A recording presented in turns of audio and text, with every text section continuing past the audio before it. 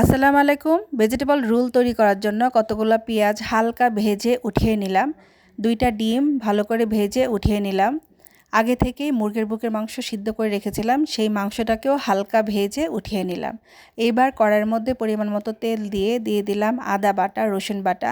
ভালো করে কষিয়ে এর মধ্যে পানি দিলাম।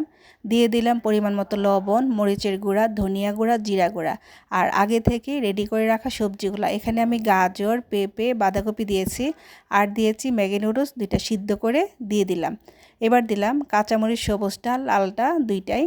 আর আমি যেগুলো উঠিয়ে রেখেছিলাম সবগুলো দিয়ে দিলাম। এখন দিলাম ম্যাগি স্বাদ মশলা আর কালো গোলমরিচ, সয়া সস দিয়ে ভালো করে নাড়াচাড়া করে সবজিটাকে রেডি করে রেখে দিলাম। এবার একটা বাটির মধ্যে 2টা ডিম ভালো করে ফেটিয়ে এর মধ্যে পরিমাণ মতো লবণ, ময়দা দিয়ে দিলাম। ময়দাটাকে পরিমাণ মতো পানি দিয়ে আমি একটা ব্যাটার তৈরি করে নিলাম। এই ব্যাটার দিয়ে আমি পাতলা পাতলা রুটি তৈরি করে নিলাম। আর এই রুটির মধ্যে আগে থেকেই তৈরি করে রাখা সবজিটাকে দিয়ে আমি ভেজিটেবল রোল তৈরি করে নিলাম। এই ভেজিটেবল রোলটাকে ব্রেড ক্রাম্ব দিয়ে গড়িয়ে তৈরি করলে খেতে অনেক মজা হয়, সুস্বাদু হয়। তৈরি হয়ে গেল আমার ভেজিটেবল রোলগুলা। এভাবে ভেজিটেবল রোল তৈরি করে আপনি অনেক দিনের জন্য সংরক্ষণ করতে পারেন।